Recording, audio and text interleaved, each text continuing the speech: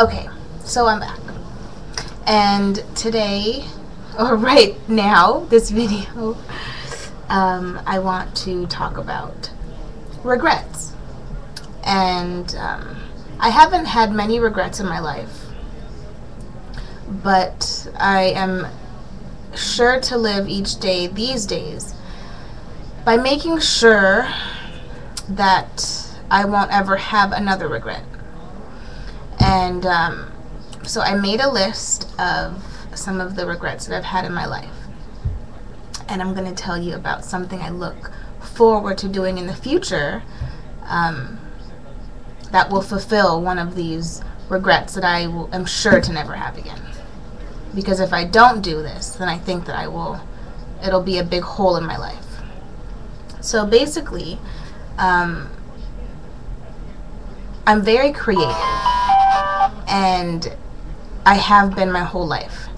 I design clothes now, and I write songs and I sing a little bit, and I love to cook, and just anything hands-on that I can make and make look better, or decorate or put my touch into it. That's what I'm here on earth to do, other than to speak God's words to you guys.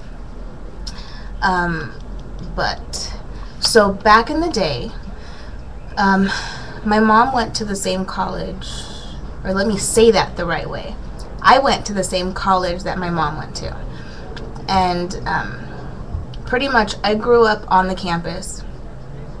Her first day back at college was my first day at kindergarten.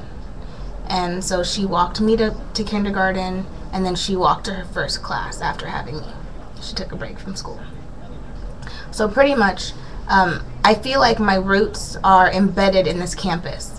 And after my mom graduated from this college, she worked there. So she worked there while I was in high school and while I went to school there. And she was the director of campus ministry. And it's interesting that she held such an interesting position. And here I am, like the more religious person, and not really even more religious, but more into all of this stuff. So anyway, geez, almost 3 minutes into it. So my point is, I've been very connected to that space, that university, and I've always been very creative.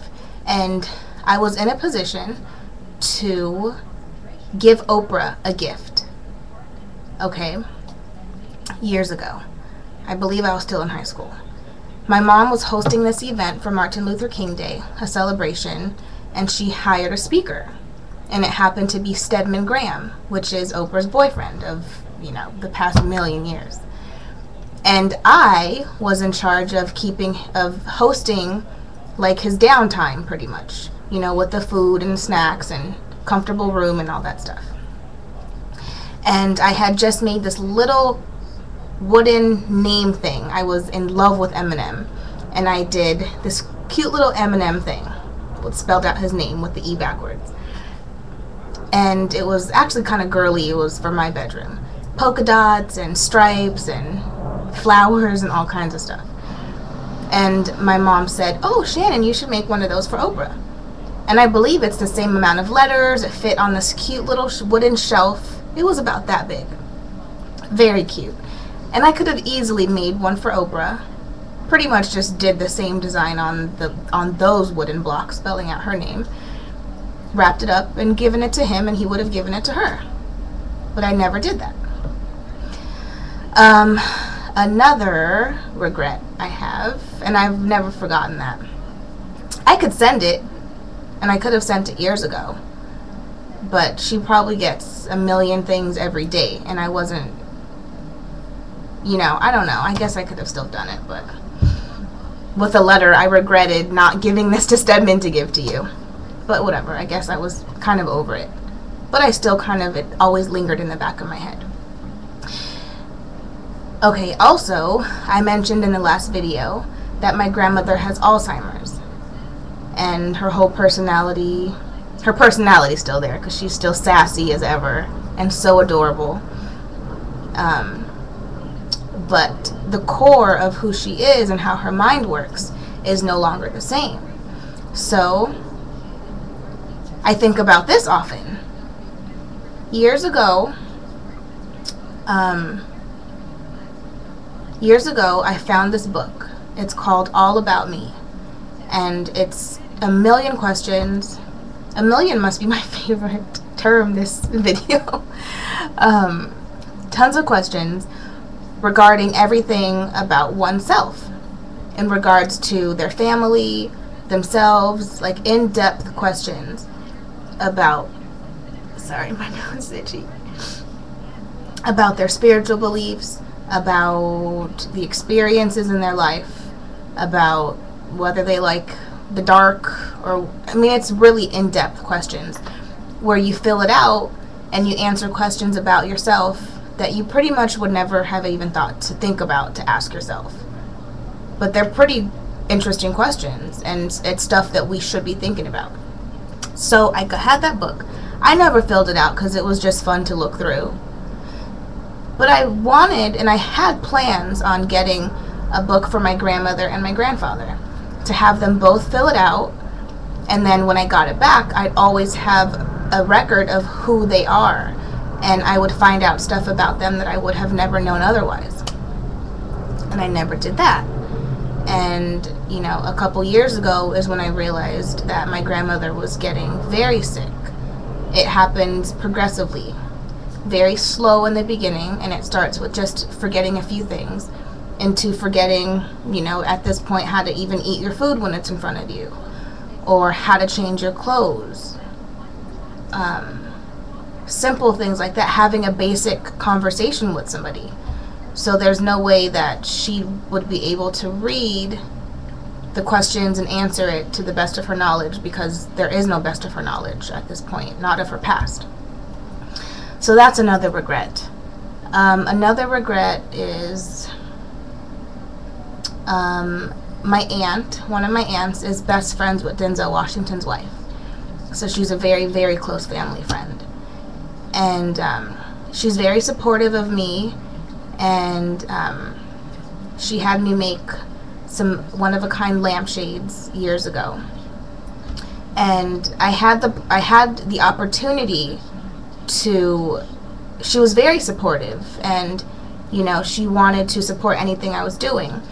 But I think when I knew that, for some strange reason, I didn't make that connection like I should have. You know, I'm so creative. I could design it. I could design this candle. I could do something crazy to this candle, or this lip gloss. I could do anything. I could decorate this phone. I could do anything. But for some reason, I think I was like a fish out of water. I didn't know what to do, so I didn't do anything. And that was a few years ago. And it's not to say that that bridge is burned or it's gone, but I feel stupid that I could have, you know, had her be a supporter of my business years ago. So what I'm doing to make that right is I just saw her actually a few weekends ago at my aunt's, and it's so hilarious. After all these years, she's still calling me her baby-in-law. She wants me to be her daughter-in-law. And, you know, her son has a girlfriend, I think, and, you know, it just never worked out like that. I love the son. He's really awesome, JD, but he, I mean, we're not going to get married, and it's just really, really cute that she wants me to be her daughter-in-law. So, and she was very excited to see me still, and after almost over 10 years, it's really cool to see. So I'm designing clothes now, and this time around, I'm not going to mess it up. So that's something I'm going to fulfill, definitely. I'm going to erase that regret with a great story. Hey, Minnie! I'm making a video. Sorry. Okay, and then also, Minnie, come here. Come here. Many years ago, I was the president of our fashion club at my college, and I was the director of our big spring fashion show as well. And we were planning a lot, flowers and performers and the space and so many things when you're directing a fashion show. It was the huge event for our organization for that whole year. So long story short, me and one of the other girls butted heads. She hated me for whatever reason. She hated me. My life. Everything I spoke, the air I breathed, she hated me. And it was pretty funny because there was so much hate in this girl's heart. So I don't know, for whatever reason, she kind of backed off when she realized that I was the president and I was going to be taking care of all this or looking over it all. So we were in a meeting and we had to sit down because it was just so much tension. Sit down with our directors, professors that are over the organization, and our fashion department. So what I regret is not saying this one phrase. She tried to make me look so bad in front of these people, our other members and stuff like that, the members of the executive committee. And I was just so stunned and in shock. I couldn't believe how sour she was being and the stuff that she was saying. So what I regret is I remember she called me one day and she said, oh, well, I want to help out, with the flowers it was. And I said, oh, don't worry about it. The flowers are ordered. It's all done. And she got an attitude, and I said something back, and she said something, and I said something back. And and I remember telling her, don't worry about it. It's all, you don't have to be involved. We're good now. In the meeting, and that was about a week or two before the fashion show. And it takes months to plan a big fashion show like this, okay? Promise you. A lot of energy, a lot of time, a lot of phone calls, a lot of emails, a lot of energy. And I didn't have 1 ounce of energy to spend on this negative energy. So in this meeting, she's like, yeah, well, when I called Shannon, she told me she didn't need my help and it was all taken care of. And I probably said something a little bit more stern than that. I don't think it was rude, but it was definitely, I put my foot down. She was a mess. And so what I do regret saying, or not saying, and I don't know why I think about this, but I wanted to say, and I thought about it the second the meeting was over. She's like, yeah, but Shannon said this. I don't know how I didn't say, yeah, but you hadn't been involved at all for the past few months, and here you are calling me talking about you ordered flowers, but I had already made an order at a different flower place. We were getting them at a way discounted rate, whatever the case is. So I regret not saying, yeah, I said all of that, but that was the first time I had heard from you in months, and you were calling me weeks before the fashion show. So I don't know why that matters. Okay, another thing I regret is for that fashion show, the theme was fashionology, and I thought of that title, like reinvention or redefining fashion, fashionology. And I also hosted it, and I regret not saying in the beginning, explaining what it was. I had my second collection that was showing in that fashion show. I was directing it, the makeup, the hair, I was kind of looking over everything. I was losing my mind. So after I was on stage, I was so nervous.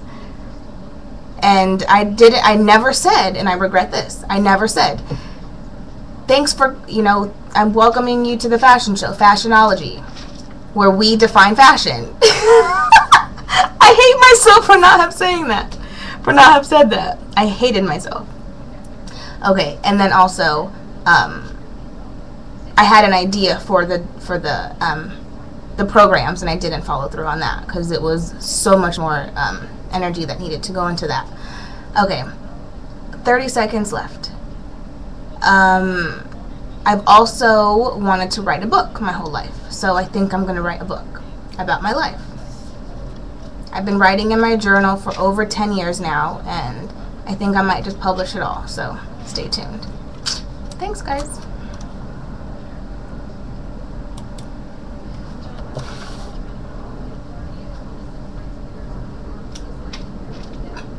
Why you do that?